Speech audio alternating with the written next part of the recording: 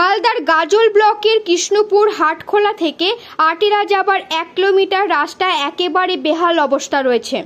ওই রাস্তা পাকা করা দাবি নিয়ে গাজল ব্লক প্রশাসন ও পঞ্চায়েত সমিতি, রানীগঞ্জ 2 নম্বর এবং সালাইডাঙ্গা গ্রাম পঞ্চায়েত কর্তৃপক্ষকে লিখিত অভিযোগ করা হয়। ওই গ্রামবাসীদের অভিযোগ, ওই রাস্তা দীর্ঘ বছর ধরে কাঁচা বেহাল অবস্থায় পড়ে রয়েছে, কারো নজর নেই। একটু বৃষ্টি হলে জল জমে যায়। বর্ষাকালে কাদা রাস্তা দিয়ে পথ চলতে সাধারণ মানুষের সমস্যা হয়। বিশেষ করে দহির হাই স্কুল পড়ুয়াদের ভোগান্তির শেষ থাকে না। সেজন্য এদিন লিখিত অভিযোগ দেওয়া হয়। গ্রামবাসী মনতোষ মণ্ডল বলেন, আমরা এর আগে একাধিকবার স্থানীয় গ্রাম পঞ্চায়েতকে বেহাল রাস্তার বিষয়ে বলেছিলাম, দৃষ্টি আকর্ষণ করি, কিন্তু কাজ হয় না। আমাদের বেহাল রাস্তা দিয়ে নিত্যদিন চলাফেরা করতে সমস্যা হয়। আমাদের গ্রামবাসীর দাবি পাকা রাস্তা চাই।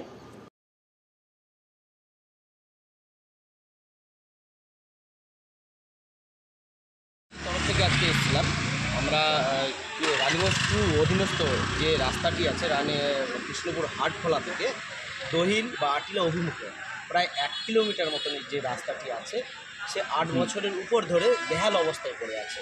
আমরা বারবার সেখানকার রানীগঞ্জ 2 অঞ্চলের প্রধান, এর আগের প্রধানকে বলেছি, আবার এই নতুন প্রধান হয়েছে দুবার, মানে 2 বছর হতে ধরলো, এনাকেও জানানো হয়েছে, কিন্তু এতদিন পর্যন্ত ওই রাস্তাটি বেহাল অবস্থায় পড়ে আছে। ওই রাস্তাটা দিয়ে দহিল হাই স্কুল, যেটা স্বাধীনতার আগে স্থাপিত হয়েছিল, সেই স্কুল, সেই স্কুলের কয়েকশো, মানে 500-র উপরে ছাত্রছাত্রী এই রাস্তা দিয়ে চলাফেরা করে, আর বেশিরভাগ ক্ষেত্রে এসটি ও এসসি সমাজের মানুষ।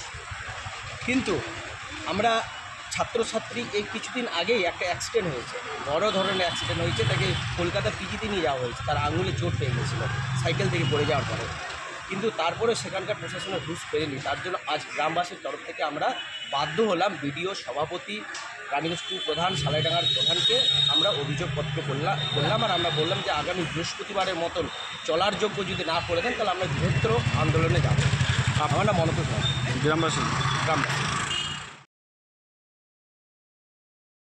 থেকে আপনার যে আটিলা যে রাস্তাটি, আমাদের এটা সালাইডাঙ্গা জিপির অন্তর্গত গাজল ব্লকে।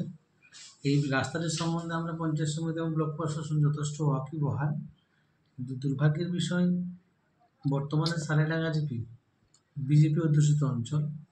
আর আপনারা জানেন যে আমাদের গাজল ব্লকে কিন্তু বিজেপির এমএলএ আছে, আমাদের লোকসভা সাংসদটা কিন্তু বিজেপির, ওনারা কিন্তু এদিকে ধ্যান নেই।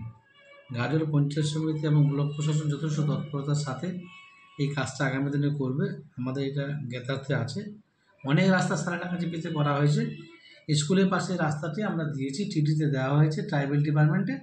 আগামী দিনে আমি এটুকু বলবো যে রাস্তাটা খুব তাড়াতাড়ি আর খুব যথাসম্ভব অল্প দিনের মধ্যে এটা সংস্কার করা হবে। কিন্তু তার সাথে এটুকু বলবো, এখানে কিন্তু পরিযায়ী পাখি দুটো আছেন, আমাদের এমএলএ সাহেব এবং সাংসদ সাহেব, একটু দৃষ্টিকোণ রাস্তা দেখতে। আপনার নাম, আপনি কোন পদে আছেন? আমার নাম মোজাম্মেল হোসেন, সভাপতি গাজল পঞ্চায়েত সমিতি।